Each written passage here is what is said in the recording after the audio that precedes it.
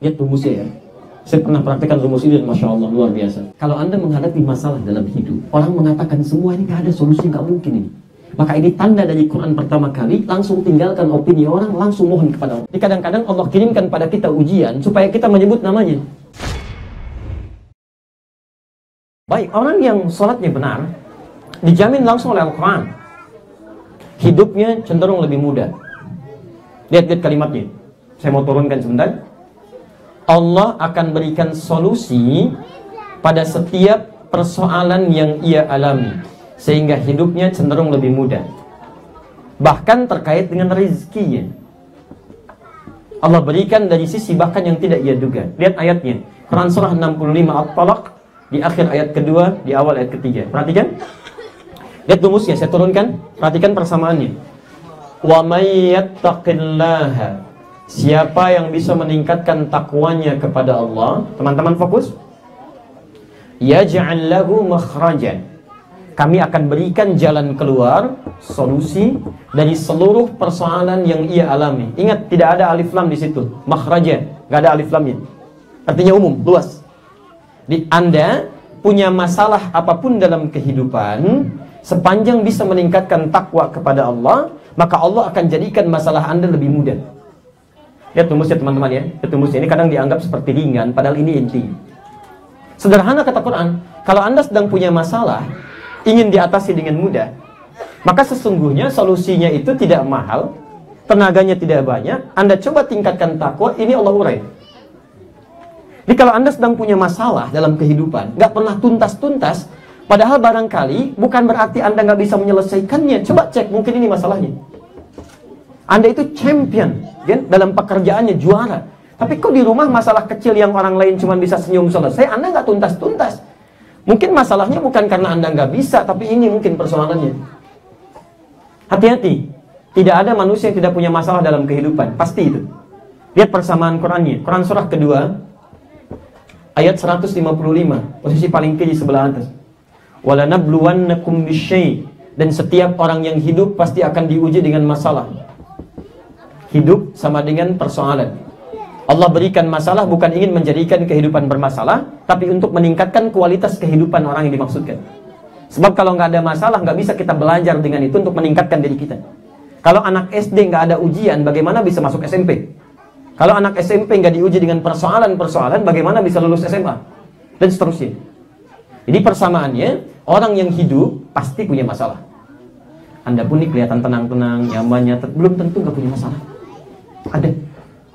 Nah, jadi kalau persamaannya Anda kemudian tidak ingin punya masalah, sama dengan Anda tidak ingin hidup. Saya mau tanya pada Anda semua, ingin punya masalah atau tidak ingin punya masalah? Ingin hidup tak punya masalah. Selalu ada yang begitu. Selalu ada yang begitu. Baik, ini poinnya gini. Jika Anda punya persoalan apapun, kata Allah, lihat kalimatnya, tingkatkan takwa. Oke, cepat. Takwa disebutkan sebanyak 115 kali dalam Al-Quran. Saya bertanya, ya Allah, saya ingin tingkatkan takwa. Saya mulai dari mana? Sekarang cek, kalimat takwa pertama di Quran disebutkan di Al-Baqarah ayat 2-3. Persis sama. Lihat kalimatnya. Dzalikal kitabu la raiba fihi hudal lil muttaqin. Siapa orang takwa muttaqin ini? Lihat amalannya ayat 3. Alladzina yu'minuna bil ghaib wa yuqimunas shalah. Jadi kalau salat Anda benar, Allah berjanji akan memudahkan hidupnya plus bahkan rezekinya. Wa yarzuqhu min haitsu la yahtasib. Tapi tolong baca dengan sempurna ayatnya. Wa yuqimun, menyempurnakan sholat. Jadi kalau Anda tiap hari sholat, hidup Anda tidak mudah, rezekinya sulit, barangkali sholat kita belum sempurna. Paham sini? Teruskan. Ini agak sedikit menarik. Orang yang sholatnya benar, seperti arahan Quran, tuntunan Nabi, dijamin langsung oleh Allah di Quran, surah ketiga Ali Imran, ayat 38-39. Lihat kalimatnya. Ya, bahasa mudahnya, dijamin doanya cepat terkabul. Bahkan pada hal yang menurut sementara orang dipandang mustahil itu terwujud. Kalau dia benar kemudian membutuhkannya, Allah akan segera kabulkan. Saya beri contoh misal, kasus Nabi Zakaria. Kenal Nabi Zakaria? Masya Allah. Taib. Nabi Zakaria itu Secara singkat, beliau Nabi soleh dekat dengan Allah, tapi dapat ujian dalam hidupnya setelah puluhan tahun berumah tangga. Dilukiskan di Quran surah 19 Maryam ayat 2 sampai dengan ayat 11-nya. Mohon maaf, rambutnya sudah memutih, fisiknya begitu letih, bahkan istrinya divonis secara medis tidak mungkin punya keturunan. Sudah monofos, bahkan mandul. Semua orang mengatakan mustahil, mereka sudah give up, sudah selesai, gak bisa. Apa yang terjadi? Ini yang mau saya sampaikan. Lihat rumusnya ya. Saya pernah praktekkan rumus ini dan Masya Allah, luar biasa. Hunalika da'a Zakaria Rabbah. Ketika semua orang mengatakan mustahil ini ada solusinya, maka Nabi Zakaria tinggalkan pendapat orang lain, opini orang.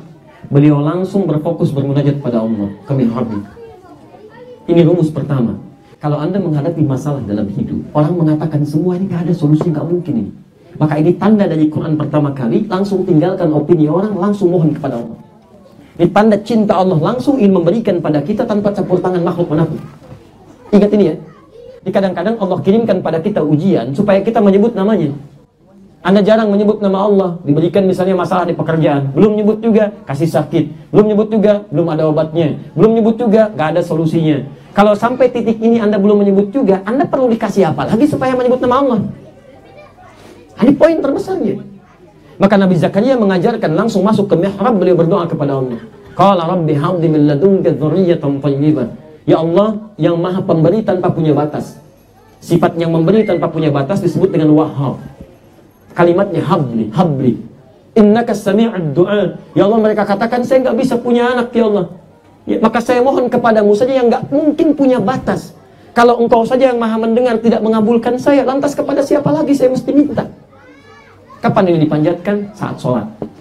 Nanti saya kasih rahasianya. Beliau ke mihrab, sholat. Lihat ini ya, lihat ini. Ini doa dipanjatkan dalam keadaan berdiri. Dan belum selesai sholatnya. Berdiri dalam bahasa Arab disebut qaim. Belum selesai sholat, sedang sholat, yusolli. Lihat dahsyatnya sholat yang benar.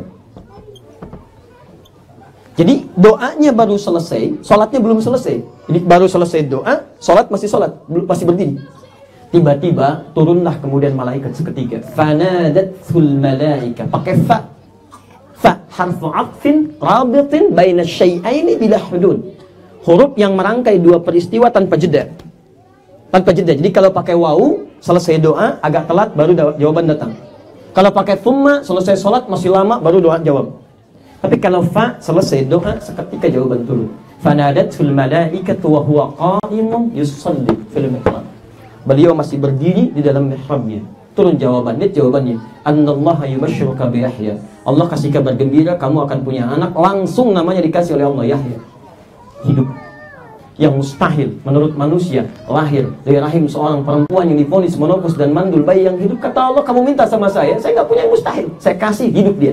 Ini, Masya Allah. Dan lihat rahasianya, semua nabi dan rasul ketika punya persoalan yang dipandang mustahil, mereka semua sholat. Silahkan cek. Nabi Musa sholat, Quran surah ke-2 ayat 43, Quran surah ke-20 ayat ke-14. Nabi Isa sholat, Quran surah ke-19 ayat 31 sampai 33. Bahkan Nabi Ismail sholat, Quran surah ke-19 ayat ke-55 sampai terus ke atas Nabi Nuh, Nabi Adam. Silakan Anda urutkan. Muhammad bin Abdullah, bin Abdul Muttalib, bin Hashim, bin Abdul Manaf, bin Qusay, bin Murrah, bin Kilab, bin Ka'ab, bin Ghalib, bin Fihr, bin Malik, bin Nadar, bin Kinana, bin Khuzaimah, bin Mudrika, bin Ilyas alaihissalam, bin Nizar, bin Mudar, bin Ma'ad, bin Adnan, bin Addi, bin Adri, bin Muqawwam, bin Nahur, bin Tarikh, bin Ya'rub, bin Yasdud, bin Nabit, bin Ismail alaihissalam, bin Ibrahim alaihissalam, bin Adhar, atau bin Nahur, bin Abir, bin Kinan, bin Arfakhshad, bin Sam, bin Nuh alaihissalam, bin Bihlail, Matushara, bin Kinan, bin Anwas, bin Tif, bin Adam alaihissalam. Semua salat. Nabi, Rasul dijamin masuk surga, dekat dengan Allah, disayang Allah, surga tanpa hisab, pasti sholat.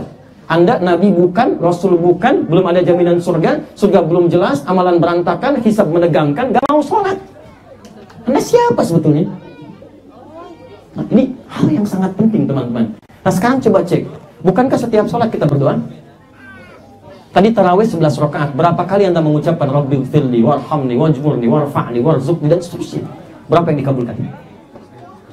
Bukankah saat kita takbir sholat sudah berdoa? Kita berdoa, ruku berdoa, berapa yang dikabulkan?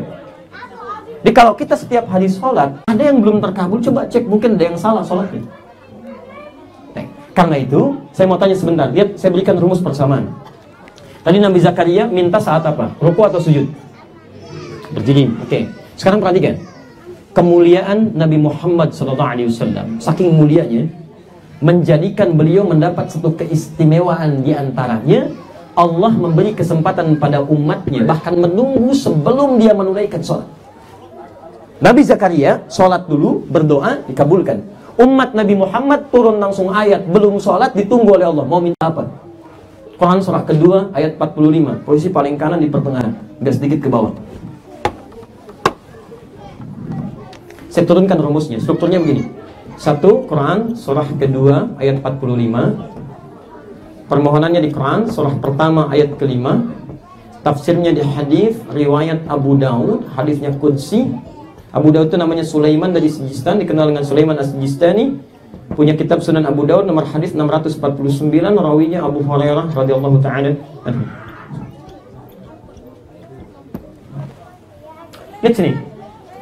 Quran surah kedua ayat 45. Wasta'inu bis-sabri shalah.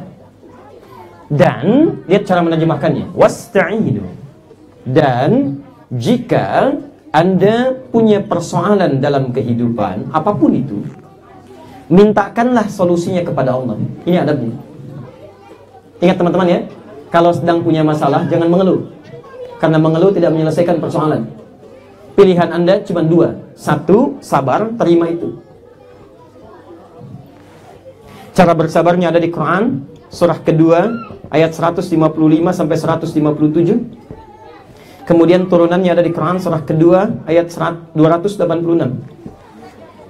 Ingat, kalau sedang punya masalah, pilihan pertama sabar, terima dengan sabar. Lihat rumusnya di sini, saya sebutkan satu. La yukallifullahu nafsan illa. Lihat ya, lihat rumusnya. Ini kadang-kadang seperti sederhana, tapi nanti kalau Anda nggak fokus, habis pengajian Anda masih nanya lagi. Punya masalah ini, punya masalah itu. Tapi ini rumusnya dikasih tahu. Lihat sini ya. La yukallifullahu nafsan illa wus'aha. Allah tidak akan pernah menitipkan persoalan pada seorang hamba kecuali dia mampu mengatasinya. Allah nggak pernah ngasih ujian kalau kita nggak mampu. Jadi kalau Anda sedang diuji oleh Allah, sebesar apapun ujian itu tandanya cuma Anda yang mampu mengatasinya, orang lain tidak. Makanya dititipkan kepada Anda, bukan pada yang lain. Jangan pernah Anda mengeluh, sabar aja. Jangan Anda katakan, ya Allah, why me? Kata Allah, why not? Kamu yang bisa. Kenapa kamu mengeluh gitu kan? Sebesar apapun Anda punya masalah, sebesar apapun, itu tandanya cuma Anda yang bisa, yang lain enggak. Makanya Anda yang dipilih, yang lain tidak. Dan tidak perlu baper sampai tulis status di Facebook misalnya, memang cuma saya yang mampu menjalani. Masya Allah, luar biasa. Udah terima. Lihat, lihat. Allah punya hukum adil namanya. Sifatnya adil. Al-adlu. Keadilan Allah tidak pernah melekatkan hamba, bahkan hewan. Ingat, hewan yang tidak dihisab pun itu berlaku hukum adil dari Allah. Anda tahu cicak? Halo? Jangan katakan wallahu a'lam, cicak. Baik. Bagaimana aktivitasnya? Merayap. Di mana? Dinding. Apa makanannya? Nyamuk. Coba lihat. Nyamuk bagaimana aktivitasnya? Masya Allah. Di mana keadilan Allah? Cicak merayap. Nyamuk makanannya bisa terbang. Kalau nyamuknya sedikit jenius, jadi permainan tuh. Cicak. Masya Allah. Coba lihat. Gimana keadilan Allah? Orang tua kita nggak banyak teori. Orang tua kita tuh dulu Masya Allah, kalimatnya ringan, tapi isinya dalam. Cuman memberikan lirik-lirik pada kita saat kecil untuk memahami. Lihat kalimatnya. Cicak-cicak di dinding. Diam-diam. Masya Allah. Diam-diam merayap. Datang seekor. Perhatikan. Yang dituntut oleh Allah pada cicak cuman merayap sekalipun diam-diam. Saya cuman tuntut kamu merayap, gak usah mengeluh. Merayap aja, walaupun diam-diam. Ketika dia mau merayap sekalipun diam-diam, bukan dia yang mendatangi nyamuk. Nyamuknya datang ke cicak, datang seekor nyamuk. Bukan nyamuk, bukan cicak mendatangi nyamuk. Lihat, kalau cicak gak mau merayap, gak akan datang nyamuknya. Silahkan cek. Setelah itu, silahkan. Ini poinnya. Di Allah itu adil. Setelah itu, setelah Anda sabar, nggak sampai sini, diberikan solusi. Apa solusinya? Wassalah, minta lewat sholat. Lihat rumusnya, lihat sini. Fokus ya. Ini perintahnya, wasta'in, ista'in. Kalau kita ingin rubah bentuk ini dalam bentuk permintaan, ini fi'il amr, perintah, kita rubah dalam bentuk permintaan. Kalau umumnya kita minta sekali atau terus? Terus. Kalau sholat sekali atau banyak? Banyak. Maka kita rubah rumusnya ke mudhari, yang terus, present, continuous, dan future, terus. Maka kita rubah kalimat ista'inu jadi nasta'in bentuknya, nasta'in.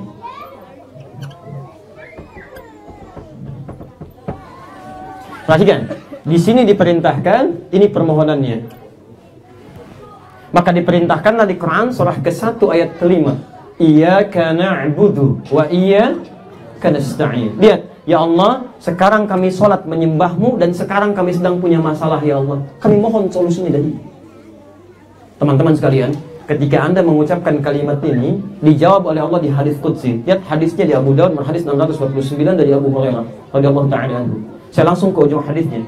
Idza qala al-'abdu iyyaka na'budu wa iyyaka nasta'in. Kalau seorang hamba berkata dalam salatnya dengan benar, ya Allah, iyyaka na'budu, sekarang saya sedang salat menyembahmu, hanya kepadamu. Wa iyyaka nasta'in, dan saya sedang punya persoalan ya Allah, saya mohonkan hanya padamu solusinya. Lihat jawabannya. Hadza baini wa baina 'abdi. Ini perjanjian antara aku dengan hambaku. Wa li 'abdi, kalau hambaku benar salatnya sampai saat ini, masala, apapun yang dia minta, aku akan kabulkan. Apapun yang dia minta, aku akan kabulkan. Saya tanya pada Anda membacakan iyyaka na'budu wa iyyaka nasta'in saat ruku atau sujud? Nabi Zakaria berdiri, dikabulkan. Anda belum berdiri, sudah ditunggu. Jadi kalau Anda mengucapkan kalimat ini setiap waktu, tapi barangkali apa yang kita sampaikan belum terkabulkan, atau Anda jangan-jangan nggak minta. Nah, coba cek, ini poinnya.